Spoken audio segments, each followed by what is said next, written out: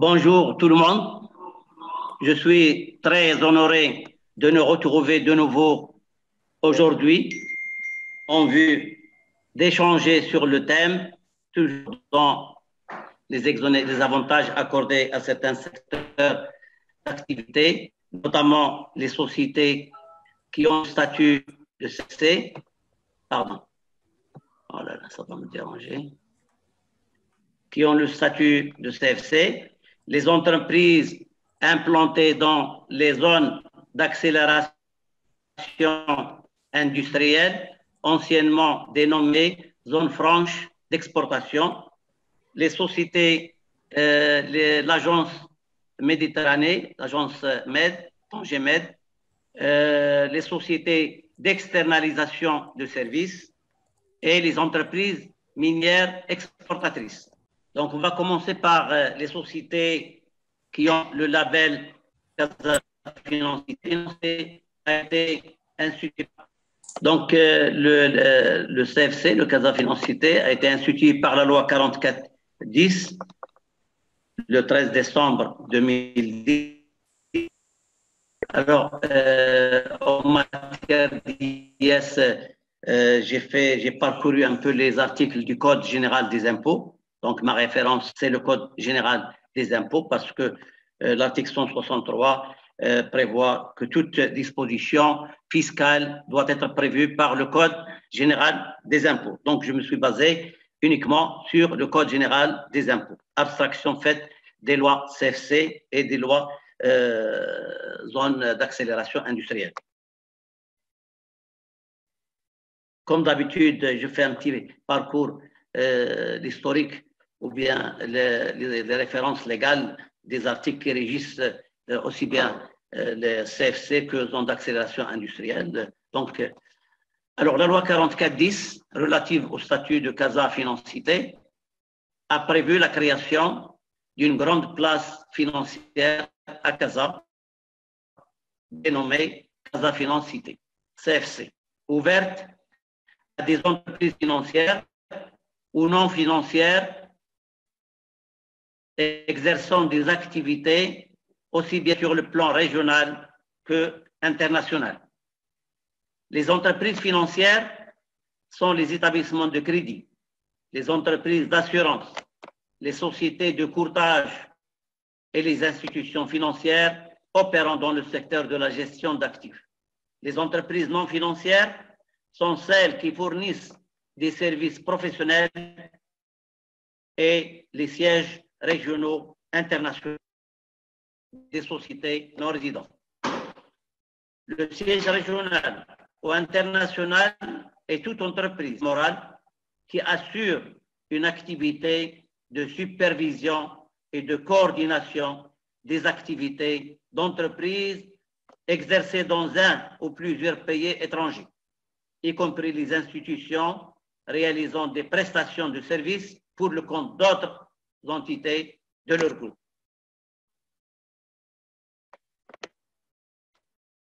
On va commencer donc par les sociétés ayant le label CFC, les avantages fiscaux prévus au Code général des impôts accordés au secteur, aux sociétés de services ayant le statut de CFC en matière d'impôt sur les sociétés. La loi de finances 2020 a modifié le régime. Donc on va voir en premier lieu l'ancien régime qui est toujours en vigueur, qui est toujours applicable pour les sociétés implantées avant le 1er janvier, qui ont le label avant le 1er janvier 2020. Et on va voir par la suite le nouveau régime d'imposition applicable aux sociétés qui auront le statut CFC à compter du 1er janvier 2020. Donc, on va commencer par le rappel du régime antérieur applicable avant le 1er janvier 2020. L'article 1er de la loi 44-10 relative au statut de CFC a créé donc la grande place financière à Casa, dénommée Casa Financité CFC, sur la base de cette 44-10. Et pour attirer des investisseurs et des capitaux étrangers à s'installer dans cette grande place ou à opérer à partir de celle-ci, un régime fiscal dérogatoire a été institué par la loi de finances 2011 en faveur de ces sociétés. Donc, les sociétés ayant le statut CFC le 1er janvier 2020 bénéficient au titre du chiffre d'affaires réalisé à l'exportation et au titre des plus-values mobilières nettes de sources étrangères de l'exonération totale, qui dit totale, IS et cotisation minimale, pendant les 5 premières années à compter de l'exercice ou de l'année d'octroi du statut CFC. Cette exonération, donc, n'est applicable qu'au chiffre d'affaires réalisé à l'exportation. En conséquence, le chiffre d'affaires réalisé localement est soumis au régime de droit commun, c'est-à-dire au barème 10, 20, 30, 10, bon, pour l'exercice 2019, 10, 17, 50, 31, et pour 2020, à partir de 2020, on va passer le nouveau taux, c'est-à-dire 10, 20 et 31. 10, 20 et 31. Ça, c'est pour le chiffre d'affaires local. Pour le chiffre d'affaires export, il bénéficie de l'exonération pendant 5 ans, exonération totale. Au-delà de 5 ans, c'est-à-dire à compter de la 6e année, du 6e exercice, le taux de l'impôt est de 8,75%. 8,75%, applicable aux résultats afférents au chiffre d'affaires export avec les plus-values mobilières. Quant au chiffre d'affaires local, il reste toujours soumis au taux du barème, 10 à 31%. Donc, cette imposition au taux réduit de 8,75% est applicable d'une manière permanente, sans limitation de durée. La loi n'avait pas prévu de période transitoire. Donc, les sociétés implantées avant, ayant eu le statut CFC avant le 1er janvier 2020 vont continuer de bénéficier d'une manière permanente du taux réduit de 8,75 à compter de leur 6e exercice qui suit les 5 exercices d'exonération totale. Quant à la retenue à la source sur distribution de dividendes, c'est le régime de droit commun qui est applicable, c'est-à-dire les sociétés ayant le statut de CFC qui distribuent le dividende et sont soumises au régime de droit commun, c'est-à-dire les sociétés résidentes au Maroc déclinant leur identité par un identifiant fiscal à l'IS sont exonérées de leur retenue à la source. Quant aux autres personnes physiques ou morales qui n'ont pas, bien sûr, les sociétés morales, même s'ils sont soumises à l'IS, n'ayant pas décliné leur identité, ils vont supporter le taux de 15%. Quant aux personnes physiques ou morales non résidentes, on applique le taux de la convention qui prime sur le droit interne. Donc, on applique le taux de la convention. À défaut, c'est le taux de 15% qui est applicable. Pour le nouveau régime applicable, le nouveau régime d'imposition applicable à compter du 1er janvier 2020, les dispositions de la loi de finances 2020 ont institué un nouveau régime fiscal applicable au résultat fiscal des sociétés de services, ainsi qu'aux dividendes distribués par les dites sociétés. Ces sociétés qui auront cessé à compter du 1er janvier 2020 vont bénéficier de l'exonération quinquennale qui commence à courir à compter du premier exercice d'octroi du statut CFC, à l'instar de ce qui était prévu avant le 1er janvier 2020. Donc, cette exonération totale de 5 ans est maintenue. Quant à la 6e année et au-delà, le taux a changé, modifié. Il est passé de 8,75 à 15%. Seulement, les 8,75% ne s'appliquaient qu'au résultat fiscal afférent au chiffre d'affaires export. Alors que le taux de 15%, il est applicable sur l'ensemble des chiffres d'affaires réalisés par la société CFC, aussi bien le chiffre d'affaires local que le chiffre d'affaires réalisé à l'exportation. Il en est de même pour l'exonération totale. Le total avant 2020 ne concernait que le chiffre d'affaires réalisé à l'exportation, alors que l'exonération totale, telle que modifiée par la loi de finances 2020, concerne l'ensemble du chiffre d'affaires réalisé par la société CFC, aussi bien le chiffre d'affaires local que le chiffre d'affaires export. Donc, à compter de 2020, lorsqu'on va appliquer le nouveau régime, on ne parle plus de chiffre d'affaires export. Donc, on parle de chiffre d'affaires global. Résultat global fois 0% pour les 5 premiers exercices. Résultat global fois 15% au-delà, c'est-à-dire à compter de la 6e année. Autre nouvelle mesure, la loi de finances 2020 a institué une exonération permanente en matière d'IS ou d'IR, retenu à la source de 15%. Donc, il passe à 0% aux résidents que les non-résidents. Alors, qu'en est-il des sociétés implantées qui ont le label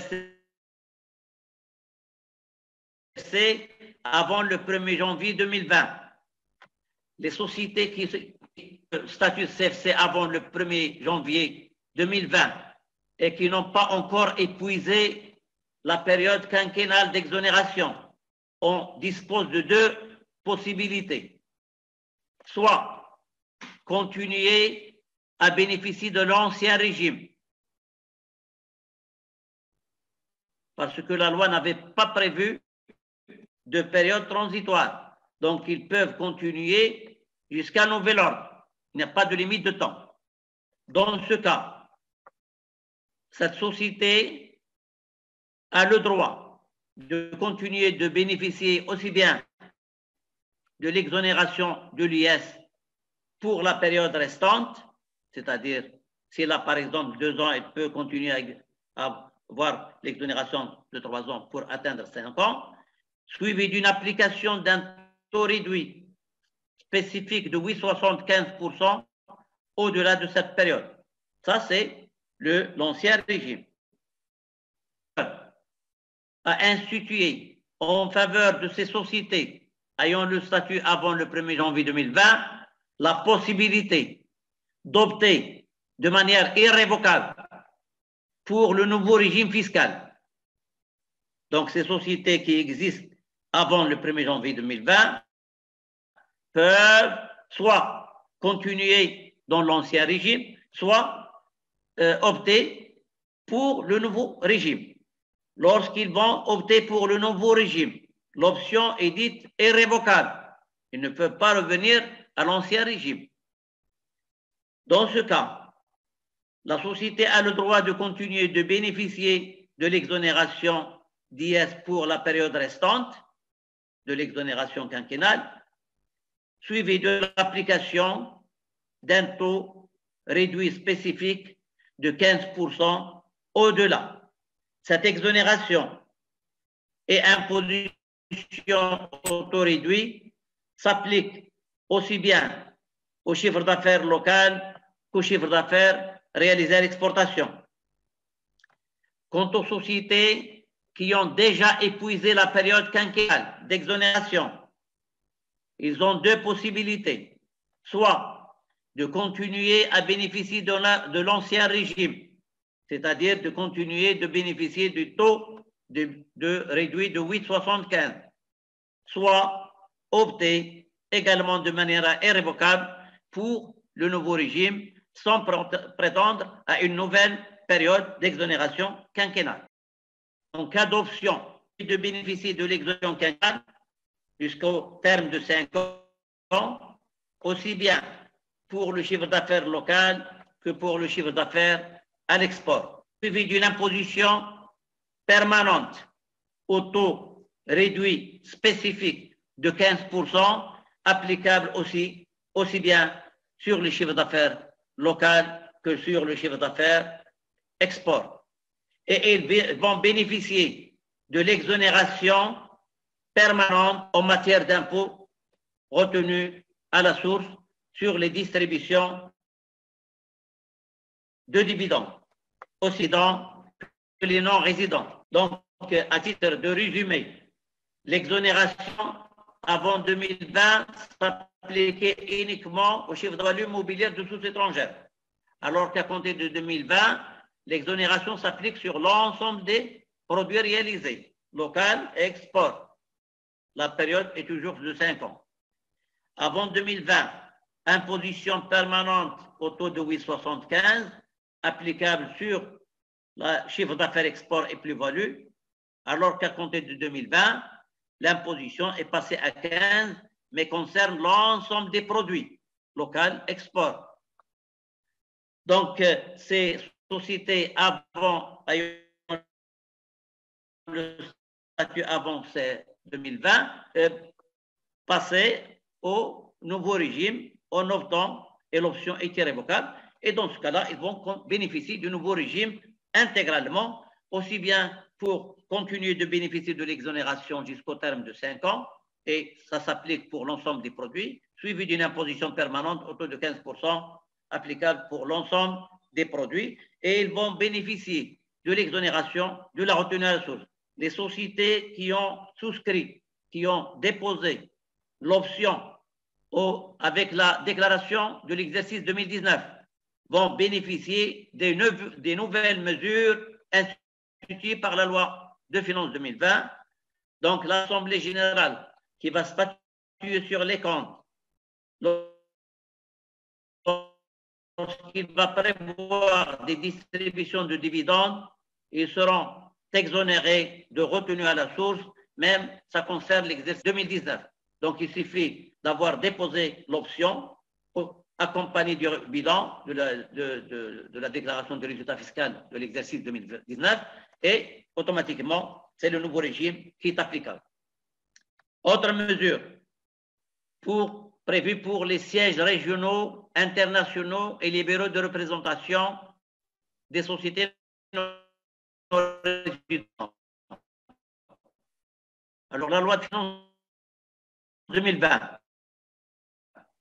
a supprimé l'ancien régime dérogatoire d'imposition soumettant au régime de droit commun. Et s'ensuit donc qu'à compter de 1er janvier 2020, toutes les sociétés de services ayant le statut de CFC, y compris les sièges régionaux, internationaux, bureaux de représentation des sociétés non résidentes ayant le statut de CFC, bénéficient du même régime unifié et unique prévu pour ces sociétés CFC.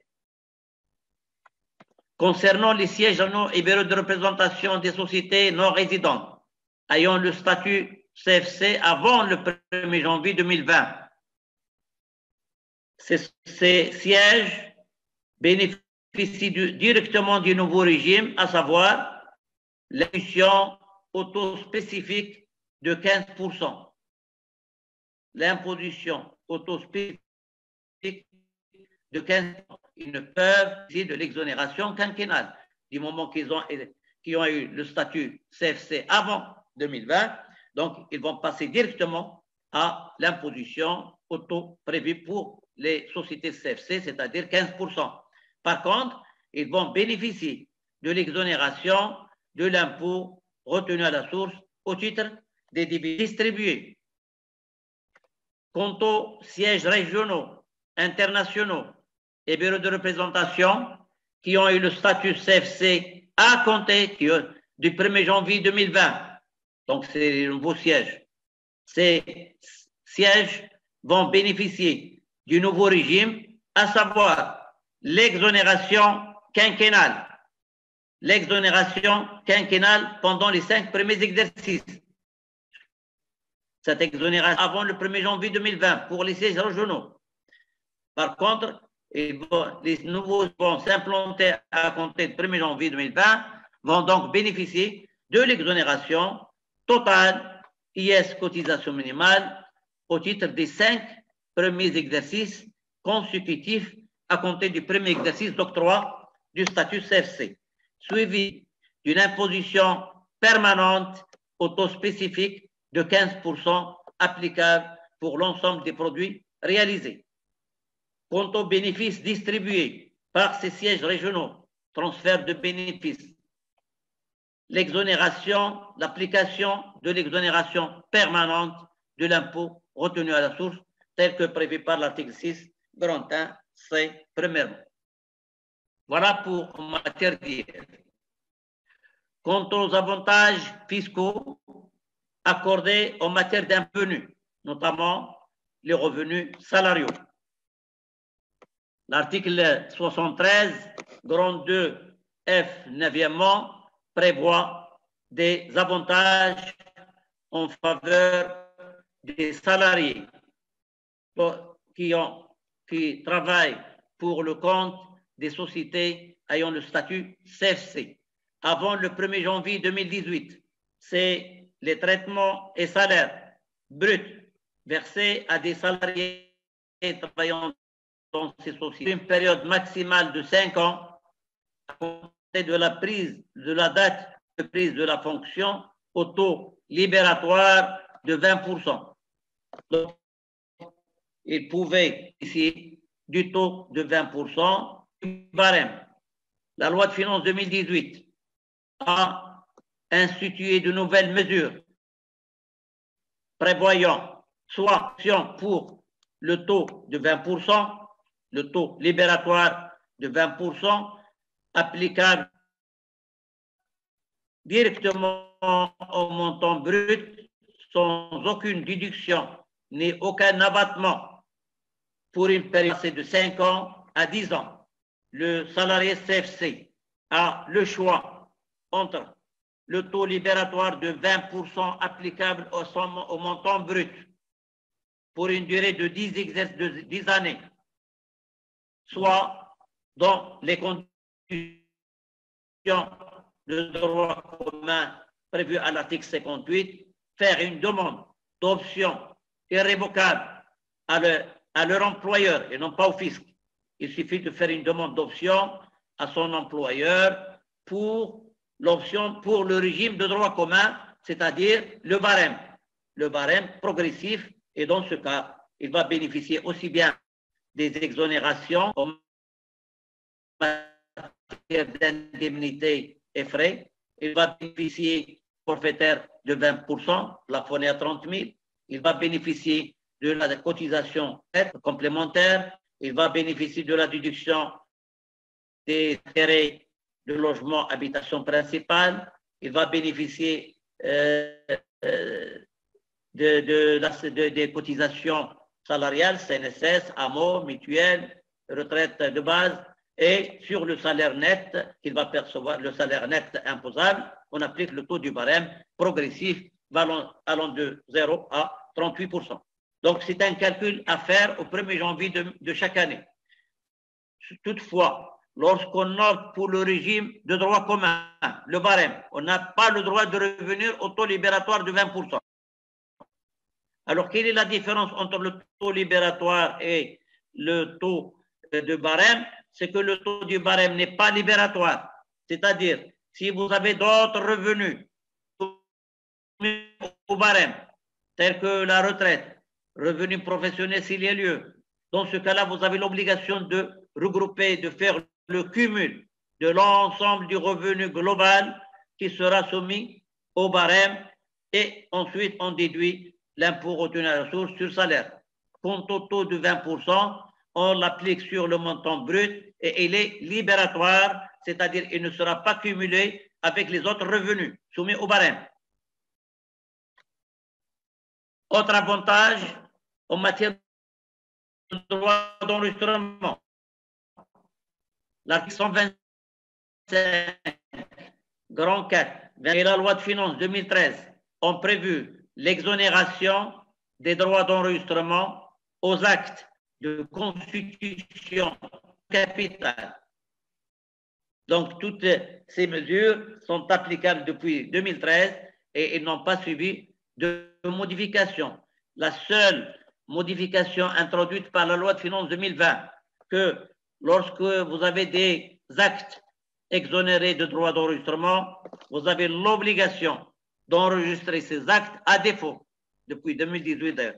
À défaut, il y a la sanction prévue en matière de droits d'enregistrement. Cette sanction est de, lorsque la durée de dépôt est inférieure ou égale à 30 jours, elle est de 5% du montant de l'acte, c'est-à-dire le montant de l'augmentation, 5 millions de dirhams, je vais payer 5%.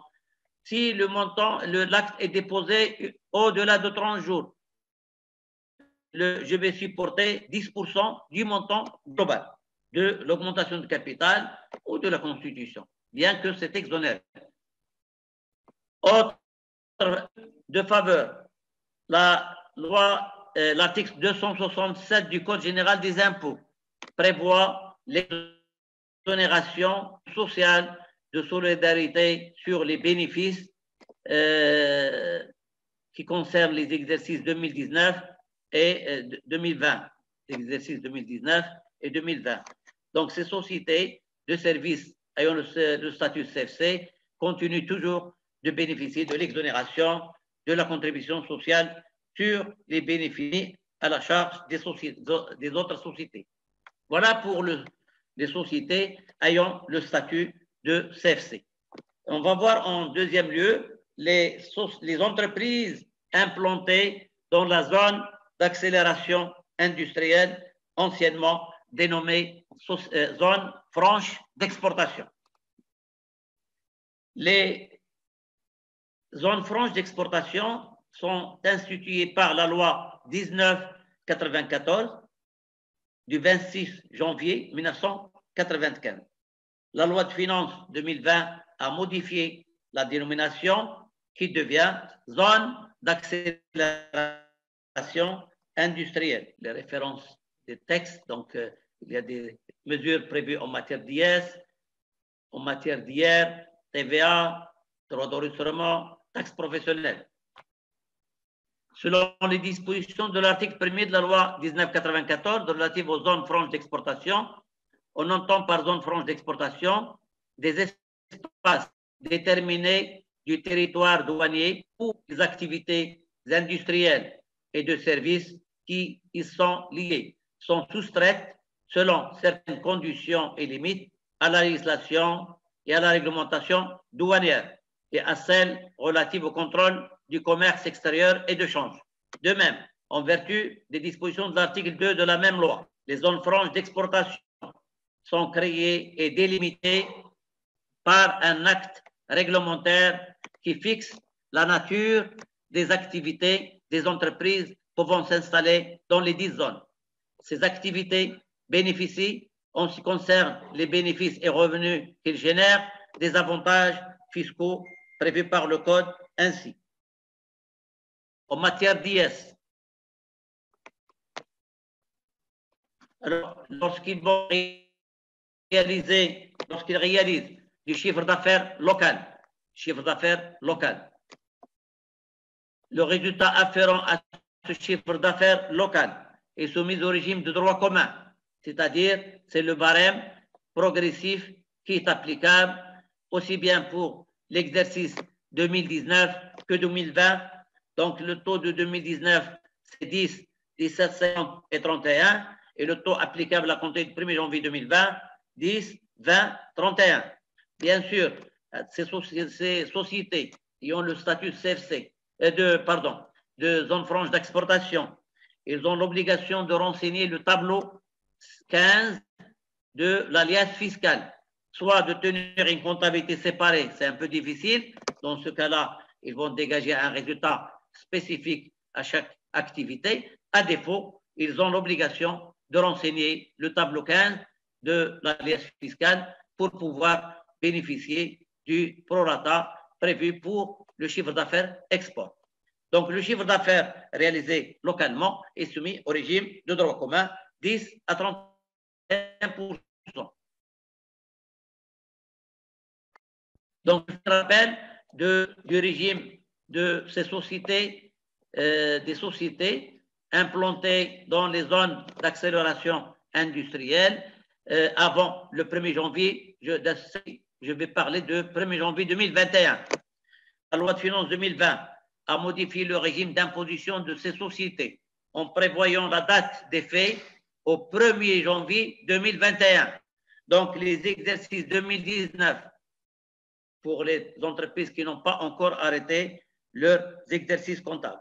Et l'exercice 2020 reste soumis à l'ancien régime, qui est de l'ancien régime prévu pour ces sociétés implantées dans la zone, les gens totales de l'IS,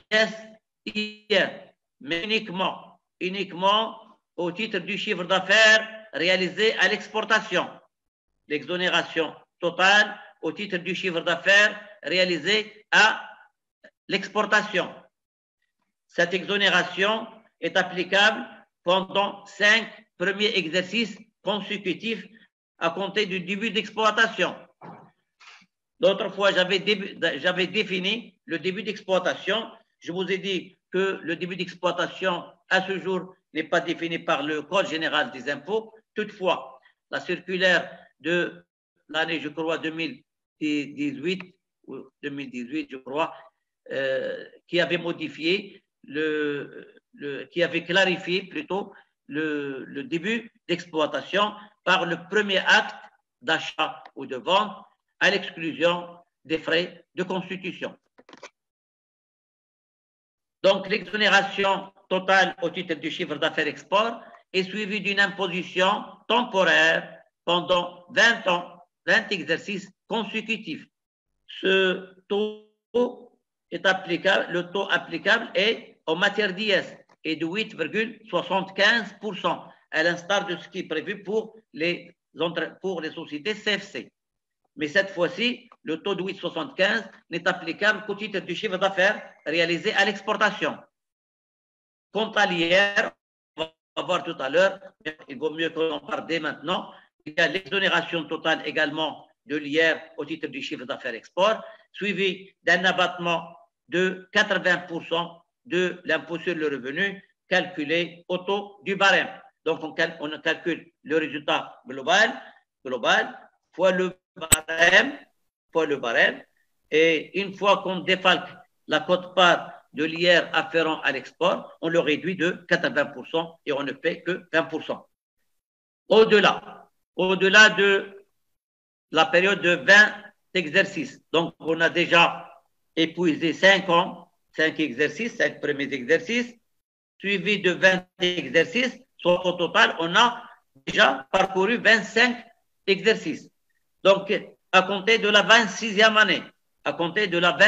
année, nous allons automatiquement tomber sous le coup du nouveau régime d'imposition prévu par la loi de finances 2021, à savoir l'application d'un taux spécifique de 15% applicable au titre de l'ensemble des produits que le chiffre d'affaires exporte. En matière d'IS, le taux est de 20% non libératoire, applicable également à l'ensemble des produits réalisés par l'entreprise implantée dans la zone d'accélération industrielle. Voilà pour l'ancien régime.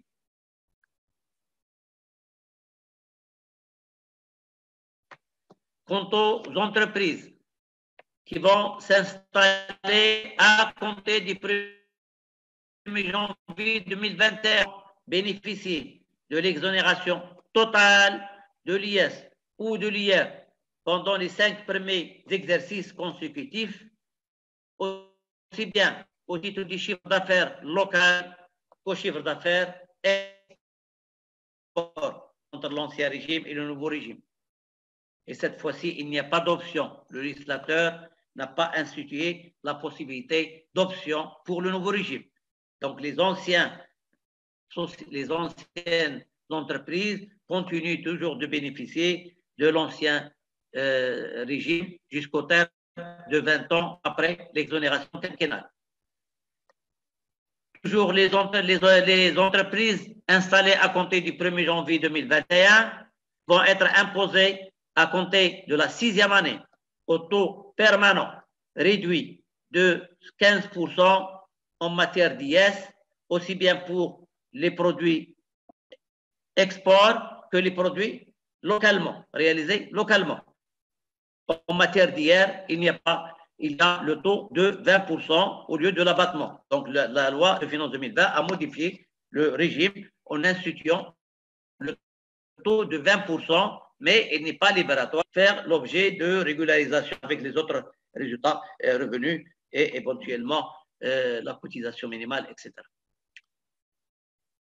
Donc, par comparaison entre l'ancien régime et le nouveau, l'exonération avant le 1er janvier 2021, les entreprises bénéficiaient uniquement de l'exonération au titre du chiffre d'affaires export, alors qu'à partir de 2021, pour les sociétés qui vont avoir le statut zone franche d'exportation à partir de 2021, vont bénéficier de l'exonération totale ISIR au titre du chiffre d'affaires local et export. Quant aux sociétés, aux entreprises qui étaient implantées avant le 1er janvier 2021, ils continuaient de bénéficier des taux spécifiques de 8,75% pour l'IS et de l'abattement de 80% en matière de chiffre d'affaires export. Quant au chiffre d'affaires local, il reste soumis au régime de droit commun au taux du barème. Et à compter de la 26e année, ils vont bien sûr joindre le nouveau régime qui est de 15% pour l'ensemble des produits imposables et 20% en matière d'IR. Autre mesure prévue pour les entreprises, pour les sociétés l'IS distributrices de dividendes.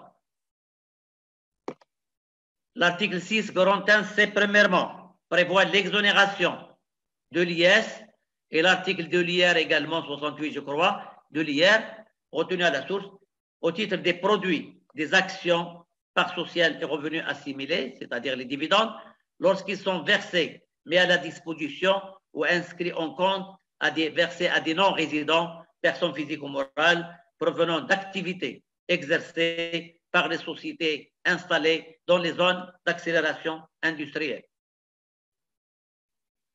Alors, je vais faire un petit état comparatif. Alors, pour les associés résidents au Maroc,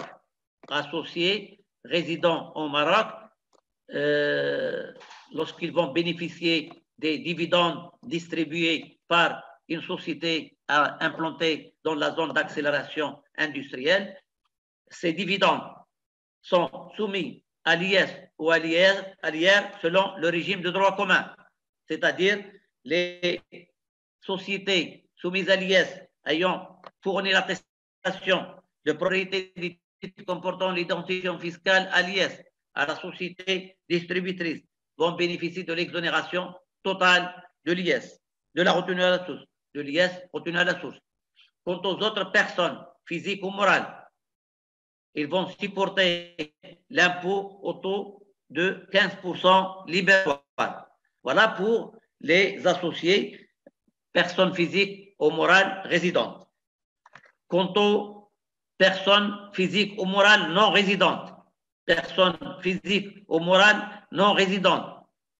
lorsque le dividende distribué par la société résulte exclusivement de l'activité exercée à l'intérieur de la zone d'accélération industrielle. Dans ce cas, l'article 6 et l'article 68 prévoient l'exonération de la retenue à la source, aussi bien pour les personnes physiques que morales non résidentes. Quant aux personnes résidentes, c'est le régime de droit commun qui est applicable. Lorsqu'il y a une activité mixte réalisée par la société implantés dans la zone d'accélération industrielle. Le dividende distribué résulte aussi bien d'une activité exercée dans les zones d'accélération et une activité exercée en dehors de la zone. Pour l'activité exercée à l'intérieur de la zone, c'est l'ancien régime, c'est-à-dire c'est le régime de droit commun qui est appliqué. Résident soit exonéré, soit 15%, non résident exonéré. Quant aux bénéfices, quant aux sommes distribuées provenant d'activités exercées en dehors des zones d'accélération industrielle, et là, c'est le régime de droit commun, c'est-à-dire les personnes physiques ou morales résidentes et seront imposables ou exonérées, suivant le cas, soit exonérées lorsque la société décline son identité par une attestation soumise à l'IS, soit 15%. Pour les résidents non résidents, le prévu par les conventions, à défaut, c'est le taux de droit commun qui est de 15%.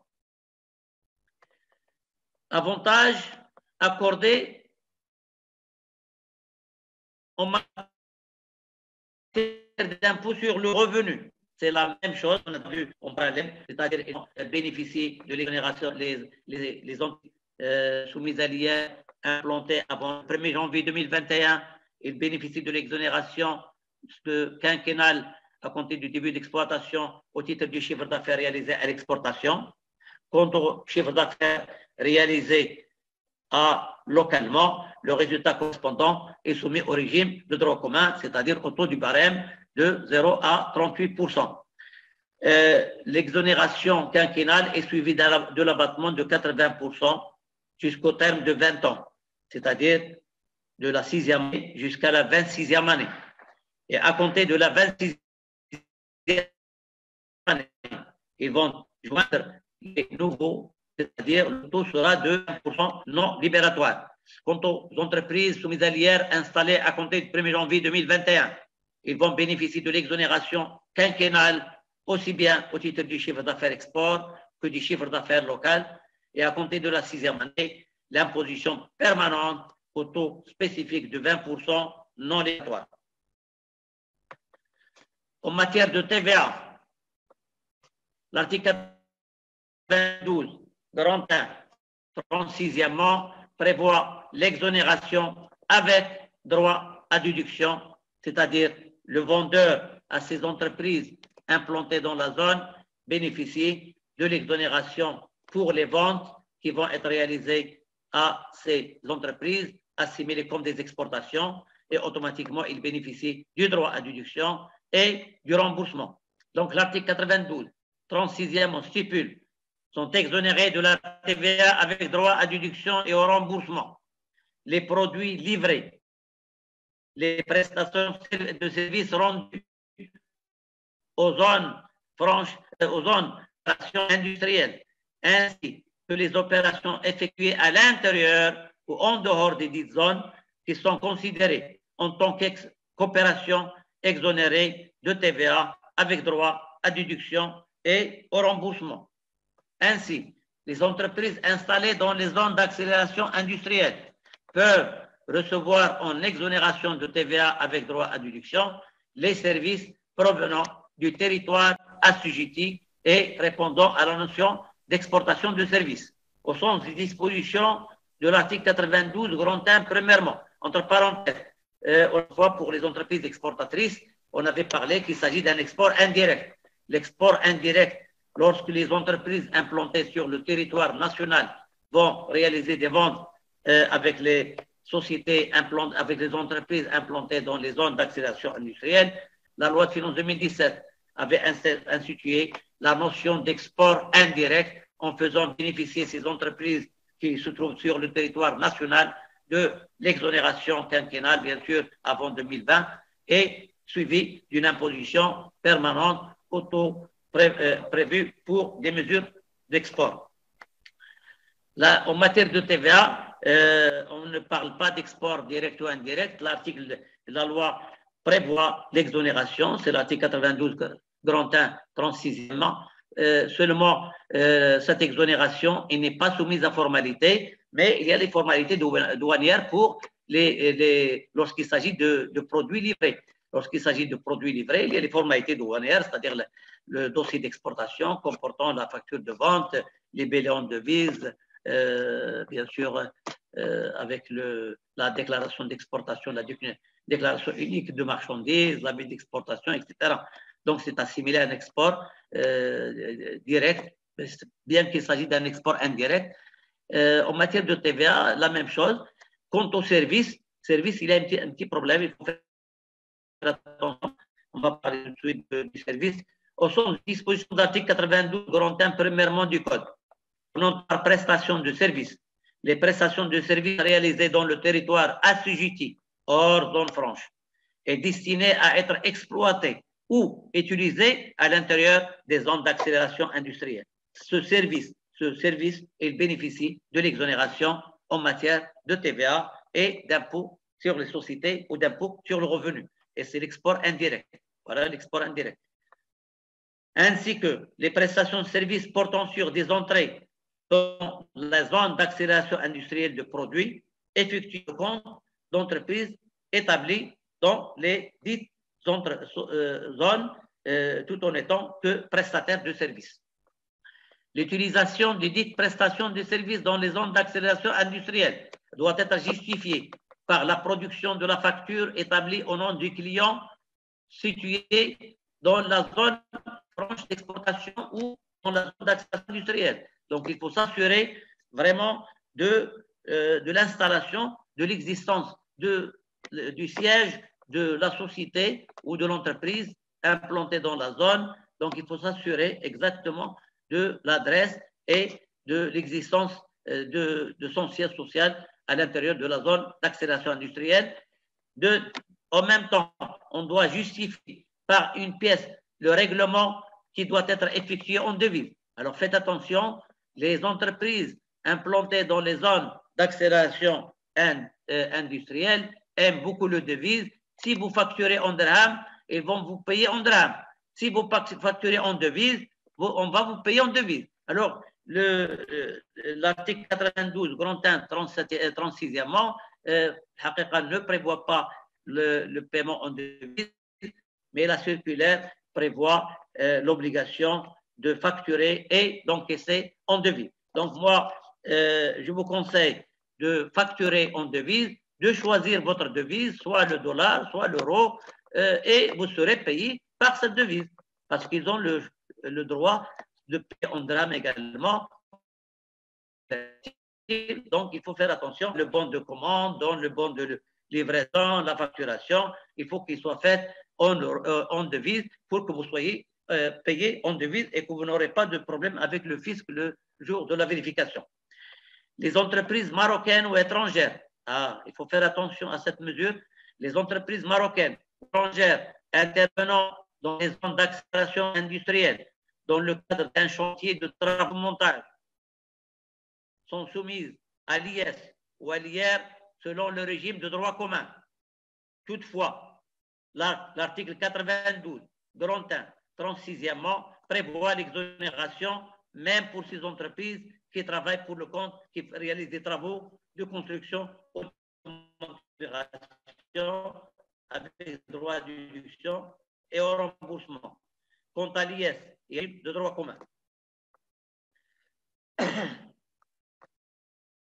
En matière de droit d'enregistrement, l'article 129, grand 4, 5e du Code prévoit l'exonération des actes de constitution et d'augmentation du capital des sociétés implantées dans les zones d'accélération industrielle. Deuxième exonération prévue par le même article. L'exonération concerne les acquisitions par ces entreprises de terrains nécessaires à la réalisation de leurs projets d'investissement. Vous savez que le terrain est soumis à 5% droit commun. La loi prévoit l'exonération en faveur de ces entreprises qui acquièrent un terrain qui sera affecté à la réalisation de leurs opérations d'investissement. En matière de fiscalité locale, l'article 6 de la loi 47-06 prévoit l'exonération de la taxe professionnelle pendant une durée de 15 premiers exercices années consécutifs. 15 premières années consécutives à compter de l'année de début d'exploitation. Alors, pourquoi j'ai dit année? Parce qu'en matière de fiscalité locale, on parle d'année civile. Donc, on compte l'année d'installation et au-delà, donc le nombre total des années d'exonération est de 15 ans à compter de l'année de début d'exploitation. Alors, j'ai relevé certaines zones franches. La zone franche d'exportation de Tanger, c'est la première zone qui a été implantée à Tanger. Et puis, il y a également les zones franches dans Tanger, Med, Sar, El Majaz, le Sawahed Jouj, 1 et 2. Zone franche de l'Ayoun, zone franche de stockage des hydrocarbures de Nord, la zone franche d'exportation nouvellement installée, et la future zone franche d'exportation de Sousse Massa est en cours de réalisation. Les avantages prévus pour les sociétés implantées dans la zone d'accélération sont également étendus à l'agence spéciale Tanger-Med. L'agence spéciale Tanger-Med bénéficie de l'exonération permanente prévue par l'article 641A d'un 5e au titre des revenus liés aux activités qu'ils exercent au nom et pour le compte de l'État. Donc, l'agence Tanger-Med bénéficie de l'exonération totale lorsqu'il travaille pour le compte de l'État.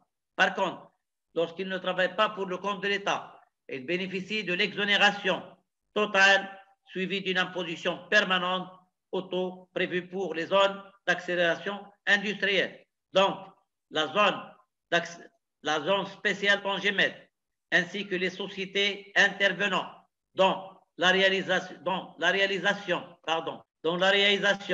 l'aménagement, l'exploitation et l'entretien des projets de la zone spéciale de Tanger-Med bénéficient donc de l'exonération quinquennale suivie d'une imposition permanente au taux prévu pour les zones de sociétés implantées dans la zone, c'est-à-dire avant 2020, avant 2021, pardon, 10, 17,50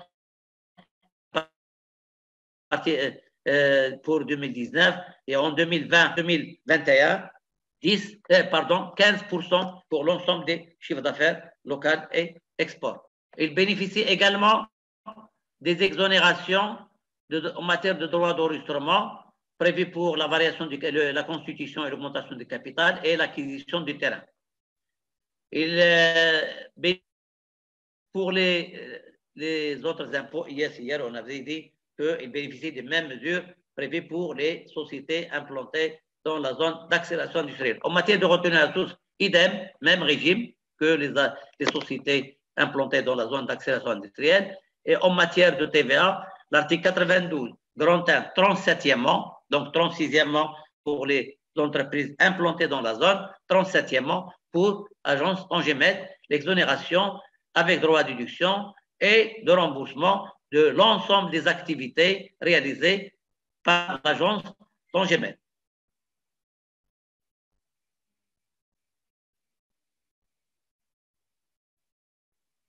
Taxe professionnelle, idem, exonération 15 ans.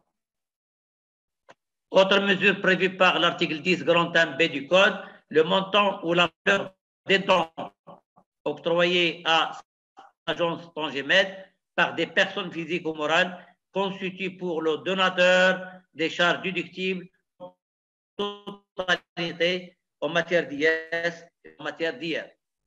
Quant à l'IR revenu salariaux, l'agence ainsi que les sociétés qui s'installent ou qui interviennent pour la réalisation, l'aménagement, l'exploitation et l'entretien des zones restent soumises au régime de droit commun à l'IR dû au titre de revenus salariaux versés par elle. Donc, c'est le régime de droit commun qui est applicable. Je ne sais pas si la loi des zones franches prévoit des restitutions en matière d'IR, à l'instar de ce qui est prévu pour l'offshoring.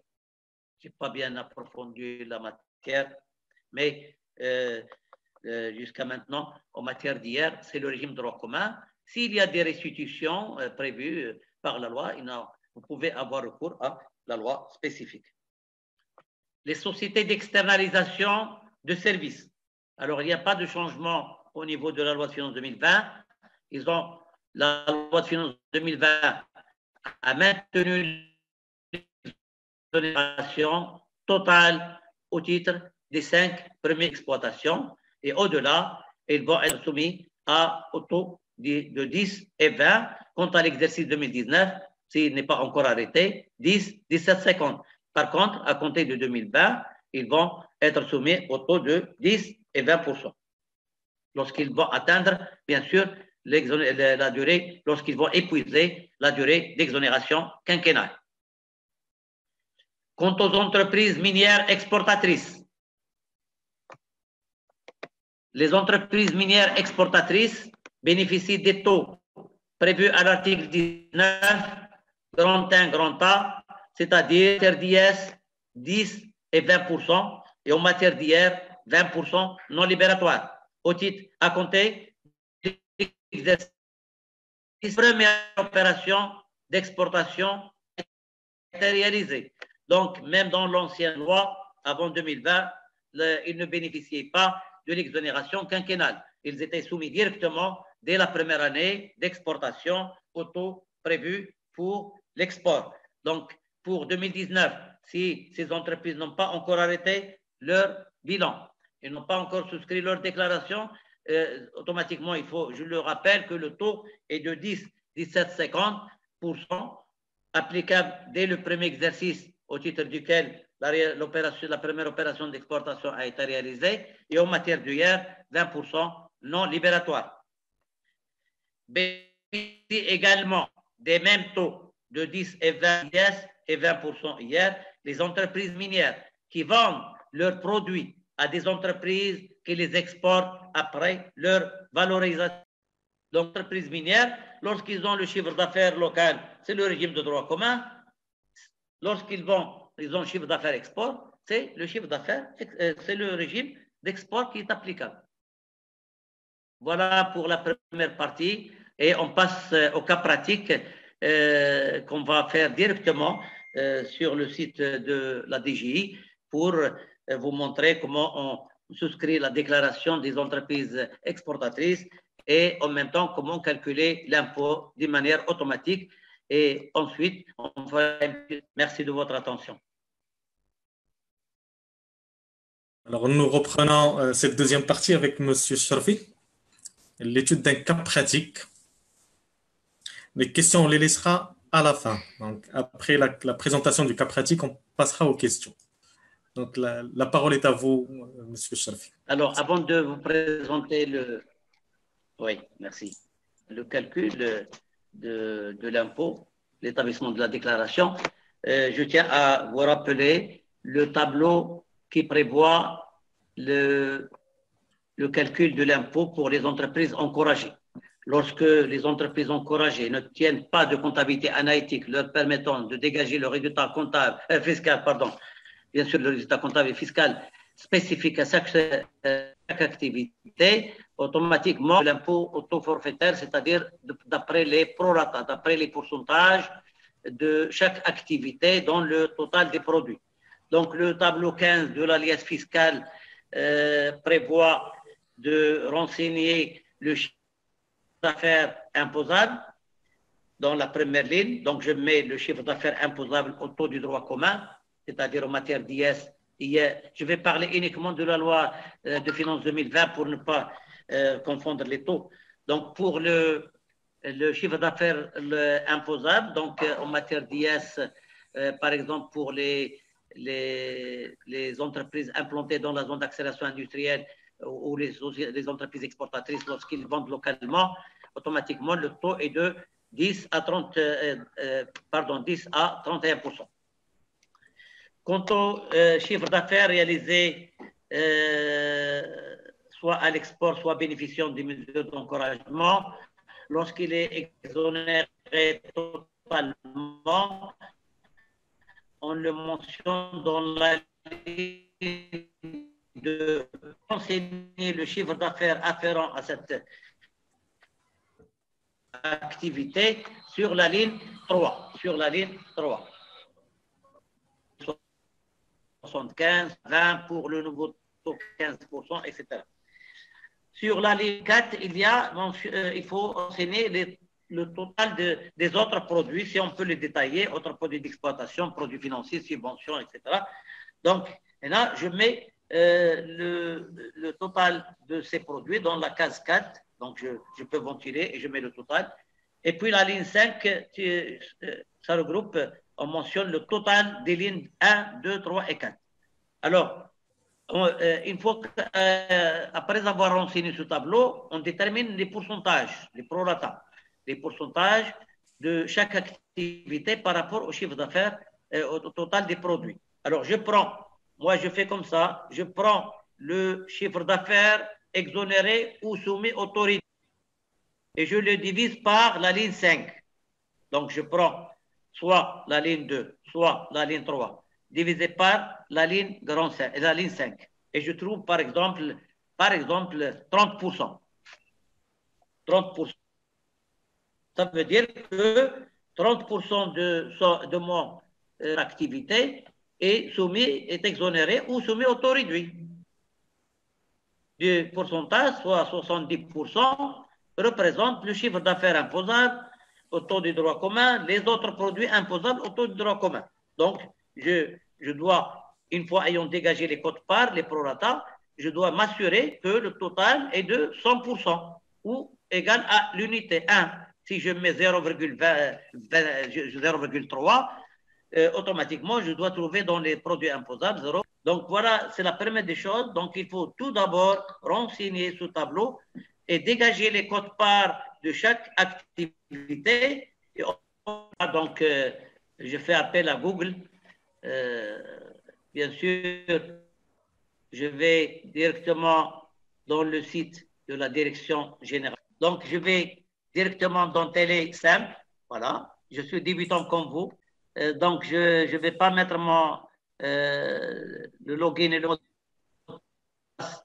Je ne vais pas le mettre. Me contenter de l'assistant de déclaration et versement. Assistant, déclaration et versement. Donc, même le chef d'entreprise peut calculer son impôt à l'aide de ce système. Alors, ensuite, je vais sur déclaration, résultat fiscal, Elias.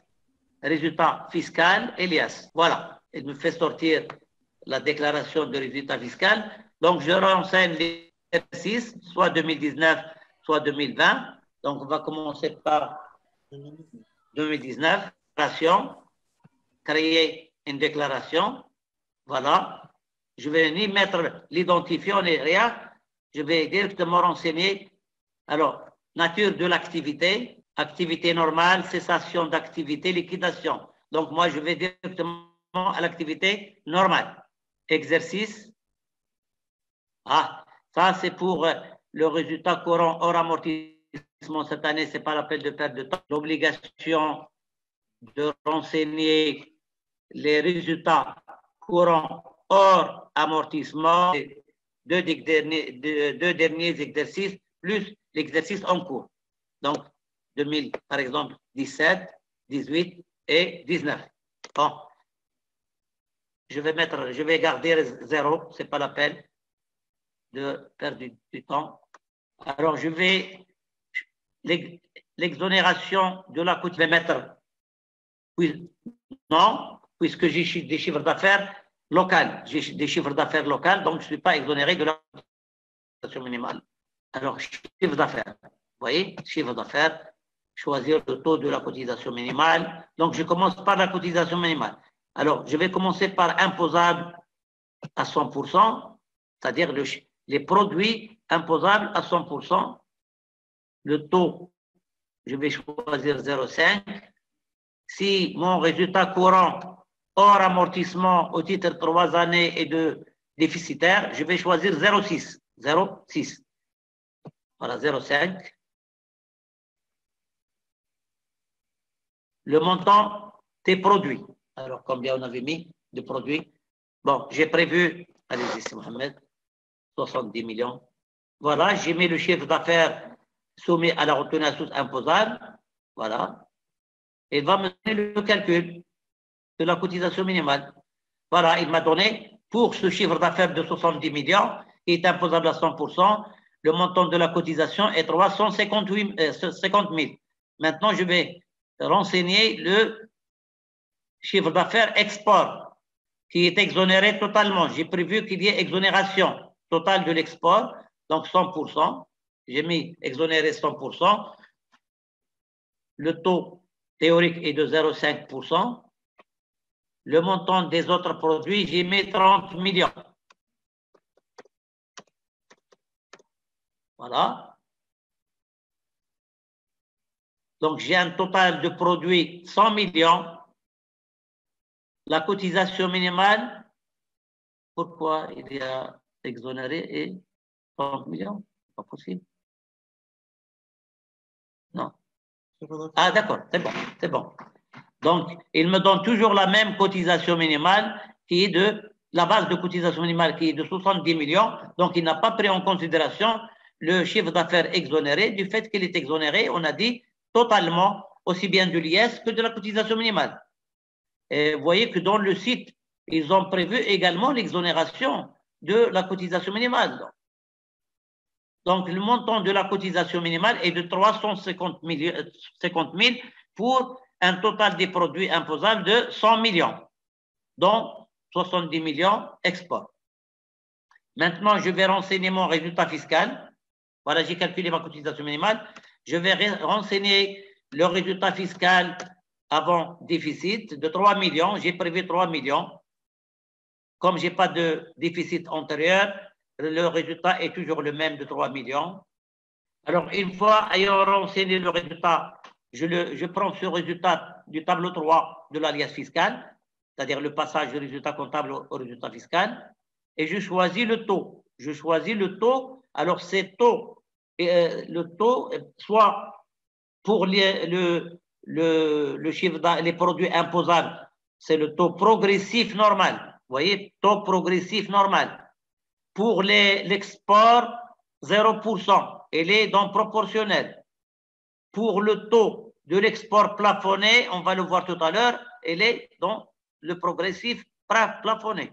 Donc, je vais commencer par le produit imposable. Je mets progressif normal. Progressif normal. Et je lui donne les pourcentages de montant du chiffre d'affaires. Je vais commencer par, d'accord, 70%. Combien on a mis de chiffre d'affaires export? 30. Et local, 70. Donc, 70%, c'est mon taux mon pourcentage de chiffre d'affaires imposable, des produits imposables par rapport au produit, montant total des produits. Donc, je mets 70. Alors, il me donne le résultat, il me donne l'impôt afférent au produit imposable. Il me fait un rappel, il me dit, vous m'avez donné 3 millions de résultats fiscaux. J'applique 31% parce qu'il se trouve supérieur à 1 million. Il a mis 31%, donc le taux progressif normal. Il me dit, vous m'avez donné un pourcentage de ces produits imposables qui s'élève à 70%. Voilà le premier prorata, P1. Et il me donne le montant de l'abattement parce qu'il a appliqué directement 31%. Automatiquement, lorsqu'on applique la méthode du calcul rapide, il y a une somme à déduire. Pour 31%, il est de 157 500. Et il me dit que le montant de l'impôt correspondant à 3 millions et à 70% du chiffre du produit imposable est de 540 750 $. Voilà pour l'impôt afférent au résultat, au chiffre d'affaires, au total des produits imposables. Maintenant, on va passer au chiffre d'affaires export. Au chiffre d'affaires export. Donc, alors comme mon export est de 0%, il est exonéré, je vais aller à proportionnel. Proportionnel, parce que le taux 0% est proportionnel. Voilà, je mets proportionnel et il me donne les taux tous les taux proportionnels. Et le 0, il se trouve en bas. Voilà, 0%. Voilà. Et je lui donne le complément de mon prorata. Comme mes produits imposables, le prorata est de 70%, automatiquement, le prorata de chiffre d'affaires export est de 30%. Et il me donne le calcul. Bien sûr, il va me dire que votre impôt est 0, égal à 0. Il me fait un rappel. Il me dit votre résultat fiscal est de 3 millions. Le taux de l'IS est de 0%, proportionnel pour 30% des produits imposables. Réduction 0, soit un impôt 0, donc il maintient le montant initial de 540 750.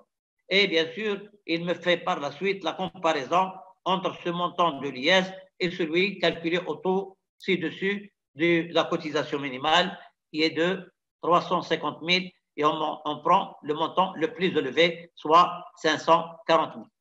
C'est bon? Il y a d'autres choses à calculer. Non. Voilà, il me fait le petit calcul là, un petit calcul. Vous voyez, en bas, il me dit l'impôt est de 540 000, la cotisation minimale est de 350 000, soit un impôt de 540 000 grammes, moins les acomptes, moins.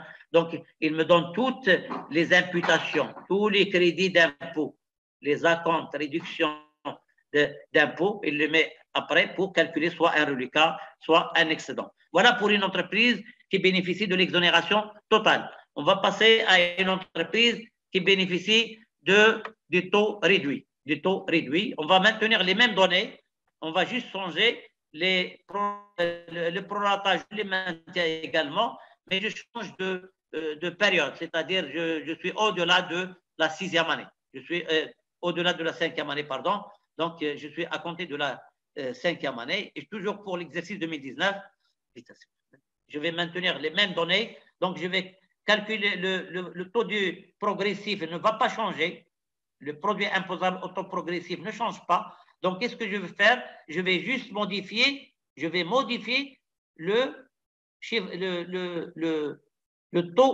taux du chiffre d'affaires export. Alors, avant, il était exonéré, maintenant, il est devenu imposable. Et je vais cocher progressif plafonné. Vous voyez, progressif plafonné. Et j'insère le calcul, la ligne. Voilà, il me donne le calcul. Voilà. Il me dit, votre résultat fiscal est de 3 millions. Le taux pour 2019 plafonné à 17,50. C'est un taux progressif plafonné pour le reliquat du pourcentage de produits imposables. Maintenant, c'est 30% pour l'export et un abattement de 22 500 et soit un impôt export 150 750 auquel il faut ajouter celui des produits imposables de 540 000 et on trouve un montant total de l'impôt de 691 500. Et il faut modifier quand même la cotisation minimale aussi. Il n'y a plus d'exonération. On va monter pour modifier la cotisation minimale parce qu'on avait mis exonéré en totalité. Donc, on va modifier aussi l'exonération par l'imposition, voilà, imposable. Et elle va m'imposer la totalité des produits à 0,5%, voilà. Donc, les 100 millions fois 0,5%, il me donne 500 000 que je compare à l'impôt calculé en bas de 691 000 et je prends le montant le plus élevé. Voilà pour les calculs. On va juste vous faire, pour ne pas perdre du temps, on va vous montrer comment faire pour l'exercice 2019 parce que déjà, il y a des gens qui peuvent arrêter l'exercice 2020, soit dissolution, soit la liquidation en cette période de confinement. Donc, on aura beaucoup de sociétés qui seront liquidées. Donc, on va vous montrer en vitesse comment renseigner la déclaration et le calcul de l'impôt au titre de l'année de l'exercice 2020. On va changer d'exercice. Allez-y, Mohamed. Changer l'exercice comptable. On va reprendre la déclaration pour changer l'exercice. Voilà, on va changer l'exercice et on va mettre 2020. Voilà.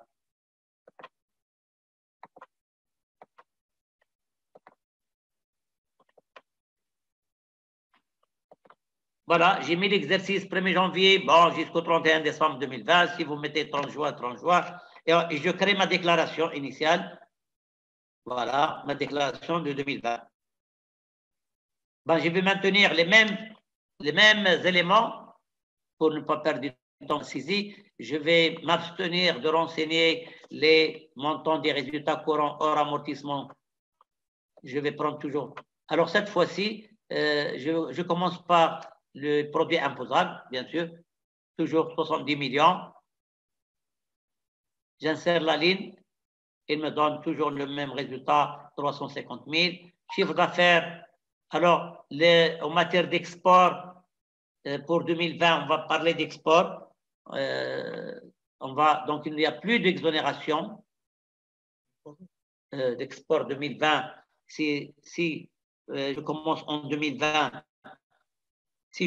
2020, je n'ai pas réalisé la première opération avant 2020, ben je serai soumis à la cotisation minimale. Je ne vais pas bénéficier de l'exonération. Donc, je vais m'abstenir de l'exonération. Par contre, pour les sociétés implantées dans les zones d'accélération industrielle, tant qu'ils n'ont pas épuisé l'exonération quinquennale, ils vont mentionner l'exonération quinquennale. Donc, je vais m'abstenir, je vais imposer la totalité en supposant que je suis à la 6e année. Donc, je vais mettre imposable en totalité pour ne pas perdre du temps. Et bien sûr, le taux est le même. Et voilà. Pour 30 millions toujours. Des produits 100 millions, ma cotisation minimale est de 500 000 puisque je ne bénéficie pas de l'exonération à partir de la 6e année, par exemple.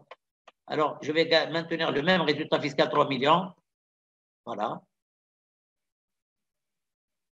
3 millions toujours. Alors, je commence par les produits imposables, donc taux progressif plafonné, normal, pardon. Et je maintiens toujours les 70% imposables de prorata. Et j'insère la ligne, il me donne le montant de tout à l'heure, c'est-à-dire 553 000.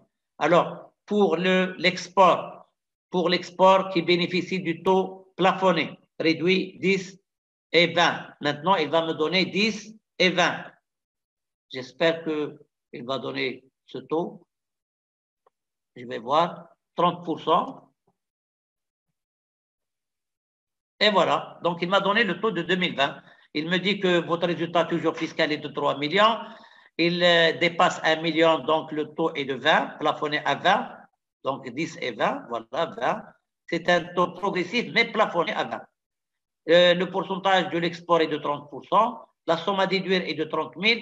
Et l'impôt afférent à l'export est de 171 000, soit un impôt global de 724 000 à comparer à la cotisation minimale, 500 000, je crois. 500 000, et on prend le montant le plus élevé, le tableau récapitulatif. Voilà, le tableau récapitulatif. Il me dit votre impôt est de 724, la cotisation minimale est de 500 000, le montant le plus élevé, c'est 724 000 dirhams. Voilà pour une petite démonstration. Donc, vous allez vous amuser. Si vous avez des petits problèmes, n'hésitez pas à me contacter. Merci de votre attention.